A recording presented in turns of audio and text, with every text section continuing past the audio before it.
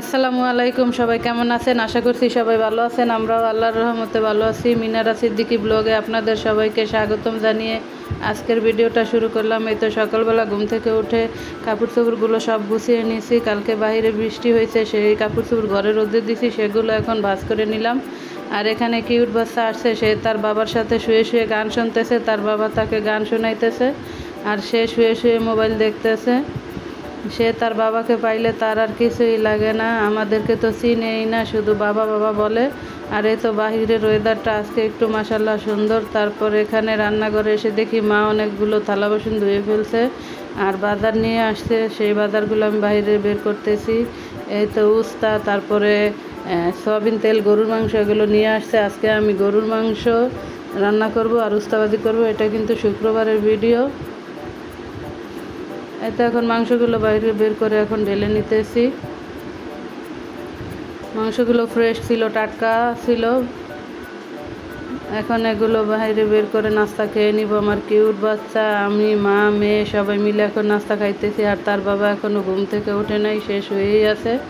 Cute বাচ্চাকে রুটি দিলাম, সে সেটা খাইতেছে। আর আমি এখন চা দিয়ে রুটি দিয়ে প্রতিদিনের মতোই নাস্তাটা সেরে ফেলবো। ভিডিওটা দেখতে দেখতে এই পর্যন্ত যারা আসছেন এখনও লাইক দেন নাই, প্লিজ একটি লাইক দিয়ে দেখেন।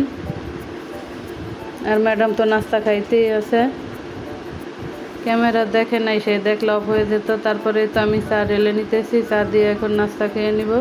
আর মার থালা বাসনগুলো ধোয়া হয়েছে। এখন আমি রান্নাঘরে আসলে পেঁয়াজ নিব, পেঁয়াজ কুচি করব, তারপরে উস্তা কুচি করব, গরুর মাংসগুলো কাটবো। আমি এগুলো নিতে নিতে আমার কিউট বাচ্চা কান্নাকাটি শুরু করে দিছে, আমাকে তো কিছুই করতে দিল না।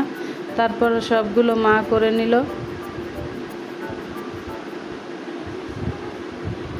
মা সব কেটে ধুয়ে নিছে, এখন আমি রান্না করব। এর উস্তা না করলা বলে এটাকে, আমি জানি না, সম্ভবত করলাই, একটু লম্বা লম্বা। আর এই তো মা পেঁয়াজ কুচি করে নিছে আর ডাল ভাত বসাই দিয়েছি, সেগুলো হইতেছে। আর আজকে করলার ভিতরে আমি আলু দিব না, আজকে পেঁয়াজ দিয়ে ভাজি করব। আর এখন ডাল বাগার দিয়ে নিব।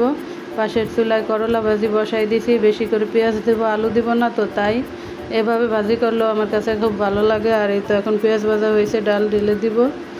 আর করলা ভাজির ভিতরে একটু তেল দিয়ে দিলাম। এভাবে দুই চুলায় রান্না করলে আমার কাছে ভালোই লাগে, তাড়াতাড়ি করে রান্না হয়ে যায়। আর এক চুলায় রান্না করলে আমার কাছে মনে হয় একটু লেট হয়, দেরি লাগে। আর রান্নাঘরে আসলে আমি কখন বের হব সেই চিন্তায় থাকি। এই চুলার তো এই চুলা এপাশ ওপাশ করতে করতে আমার রান্নাটা আস্তে আস্তে হয়েই যায়। ডাল ভাত একসাথে রান্না করছি, এখন ভাজি মাংস একসাথে রান্না করব। এখন আমি ডাল নামিয়েছি, ভাজিটা পাশের চুলায় দিয়ে আমি গরুর মাংস বসাই দিব। আর আমার কিউট বাচ্চা দেখেন বসে আছে, আর তার বাবা উঠছে, এখন নামাজ পড়তে যাবে, জুম্মার নামাজ। সে গোসল করে রেডি হয়ে গেছে জুম্মার নামাজ পড়তে। কিউট বাচ্চা বসে আছে, সে এখন ওর বাবাকে বললাম নাস্তা খেয়ে দাও, বলে না নাস্তা খাবো না। সে প্রতিদিন এরকম করে, নাস্তা খেতে চায় না, তারপরে জোর করে খাওয়াই। কিন্তু আজকে একটু দেরি হয়ে যাইতেছে, নামাজ পড়তে যাবে, তাই সে এখন চলে যাইতেছে। যাওয়ার সময় তার কত দায়িত্ব দেখেন, জানালা খুলে দিয়ে যাইতেছে। সে এইরকমই খুঁটিনাটি কাজ করতেই থাকে ঘরে আসলে। আর এই তো এখন সে চলে যাইতেছে নামাজ পড়তে, আর আমি এখন রান্না করব।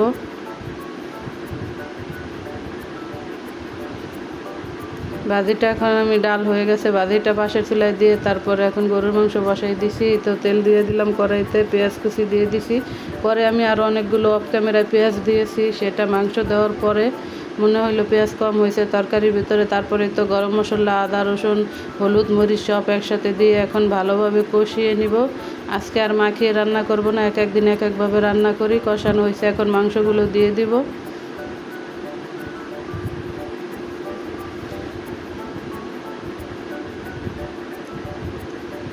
তো মাংসগুলো দেওয়া হয়েছে, এখন ভালোভাবে নাড়া দিয়ে দেব। এলাচ গুঁড়ো করে দিয়েছি, আমার কাছে এলাচটা গুঁড়ো করে অনেকে ফাটিয়ে দেন, আমার কাছে গুঁড়ো করে দিলে মনে হয় ঘ্রাণটা বেশি সুন্দর হয়, তাই এলাচ গুঁড়ো করে দিয়ে আমি গরুর মাংস রান্না করি। ভাজি হয়ে গেছে, এখন ভাজি নামিয়ে নিছি। আর এই তো নামাজ কালাম সেরে দুপুরের খাবার খেতে বসে গেছি। সবাই এখন একসাথে খাবার খাবো। শুক্রবারটা দিনটা আমার কাছে স্পেশাল মনে হয়, কারণ আমরা সবাই একসাথে খাবার খেতে পারি। প্রায় খাই, কিন্তু শুক্রবার তো সবসময় খাই। শুক্রবারই আমার কাছে অনেক ভালো লাগে। আর এই তো আমার ঘরে জামাই আসছে, নতুন জামাই। সে আমার মেয়েকে বিয়ে করবে বলে আমি তোমার মেয়ের জামাই। জামাই আমার জন্য অনেকগুলো গিফট নিয়ে আসছে, আমার ছোট বোনের বাচ্চা, রুটি, তারপর আজকে অনেকগুলো টি শার্ট নিয়ে আসছে। সেই টি শার্ট এখন আমার হাতে দিতেছে আর অনেক লজ্জা পাইতেছে। সে জামাই সেজে আসছে, তার বাবা মা সবাই আসছে। এখন জামাইকে কি খেতে দিব? জামাইকে চাল ভাজা আর বাদাম ভাজা একসাথে মিক্স করে সেটা খেতে দিছি। আর এই তো আদ্রিয়ান আসছিল, জানু আপা, তারপর ফুবু সবাই আসছিল বিকেলবেলা।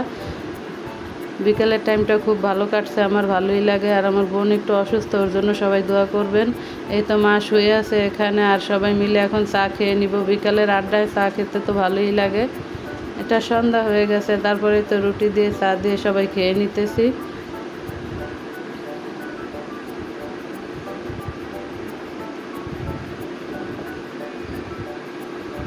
যারা যারা আমাকে বন্ধু বানাতে চান প্লিজ একটু সময় দেন, আমি অবশ্যই আপনাদের চ্যানেলে যাব। সাবস্ক্রাইব করে কেউ তুলে নিয়েন না। আর এই তো রাতের বেলা আমার মেয়ে এখন ডেজার্ট বানাবে একটা। এই তো চা বসাইছে পাউরুটি দিয়ে, সে একটা ডেজার্ট বানাবে। সে একটা ইউটিউবে রেসিপি দেখছে, এখন সে সেইভাবেই বানাইতেছে। 3 রকমের বাদাম নিছে, পাউরুটি আর কন্ডেন্স মিল্ক নিয়ে একটার সাথে আরেকটা লাগাবে।